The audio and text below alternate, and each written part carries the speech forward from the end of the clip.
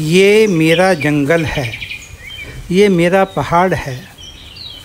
इसे आप मेरे जैसे हज़ारों लोगों का वो प्राइवेट स्पेस भी कह सकते हैं, जहाँ मैं महानगर में रहते हुए भी महानगर के शोर शराबे, तनाव सबसे मुक्ति पाने के लिए आ जाता हूँ। आप जानते हैं, ये महानगर बम्बई के बीच में ही अवस्थित है। गोरेगांव पूर्वी का इलाका। नहीं विश्वास हो रहा ना? यहाँ जंगली जीव जंतु भी हैं, आप हैरान होंगे। तेंदुआ भी है, हिरन भी हैं,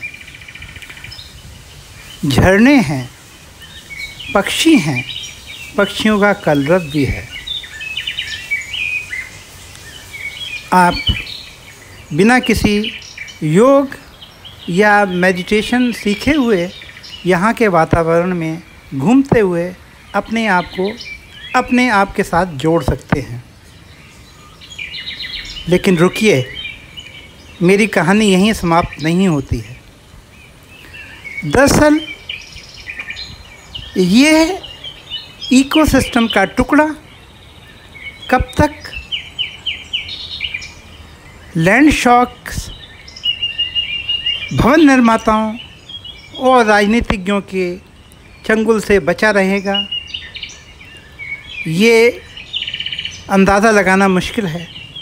शायद कुछ हफ्ते, कुछ महीने या कुछ साल के बाद यहाँ पर जो भी आप देख रहे हैं, जो भी आप अनुभव कर रहे हैं, नहीं बचेगा।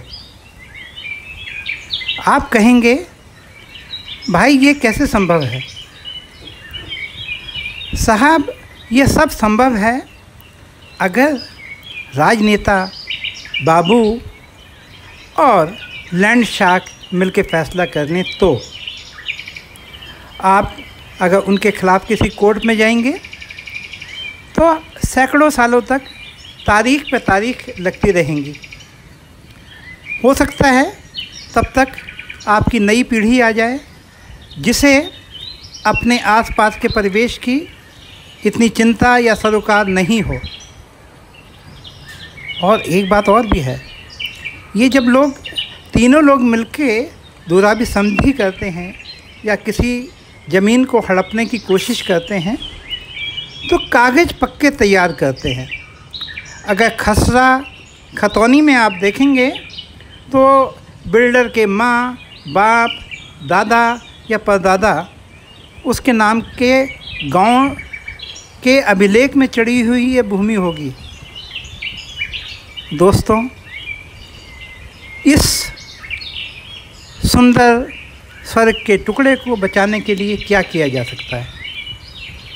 सही बात यह है कि एक व्यक्ति या इंडिविजुअल के रूप में आप कुछ नहीं कर पाएंगे। ये तभी संभव हो सकता है जबकि पूरा समाज जागृत हो।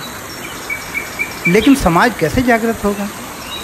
उसके पास तो वो खट्टी मीठी गोलियां हैं जो टीवी पर उसको रोज़ परोसी जाती हैं। वो तो टीवी चैनल्स के न्यूज़ रूम में बैठे हुए तथाकथित विद्वानों के बहस मुहावसे में ऐसे रस ले कर चाय और पकौड़ी का सेवन करते हुए आनंदित होता है कि उसे परवाह ही नहीं है कि उसके आसपास में क्या हो रहा है।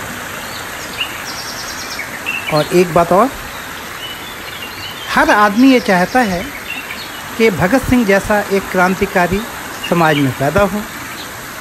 भाषणों में भी यही कहता है, लेकिन वो कभी ये नहीं चाहेगा कि भगत सिंह उसके घर में पैदा हो। तो ऐसे माहौल में आप अपने पर्यावरण को कैसे बचा सकते हैं? काम मुश्किल है लेकिन असंभव नहीं है। मुझे याद आता है कि जब मैं लोखंडवाला में रहता था तो तारापुर टावर का किस्सा है। उसके पीछे एक बहुत बड़ा स्पेस था जो ऑलमोस्ट जंगल में बदल चुका था। बच्चे क्रिकेट खेला करते थे। अचानक हमने देखा कि वहाँ पर खुदाई की जा रही है और वहाँ कंक्रीट के फाउंडेशन बनने लगे। बिल्डिंग के लोगों को लगा कि उनका ये जो प्राइवेट स्पेस है वो ख़त्म हो जाएगा, पीछे का जंगल ख़त्म हो जाएगा। लोग संगठित हुए, उन्होंने उस स्थान पर धरना देना शुरू किया। जो लैंड ग्रैबर्स थे वो बहुत ज़्यादा ताकतवर थे, पुलिस उनके साथ थी, लिहाजा पुलिस ने आकर इन धरने देने वालों को डराना धमकाना शुरू किया।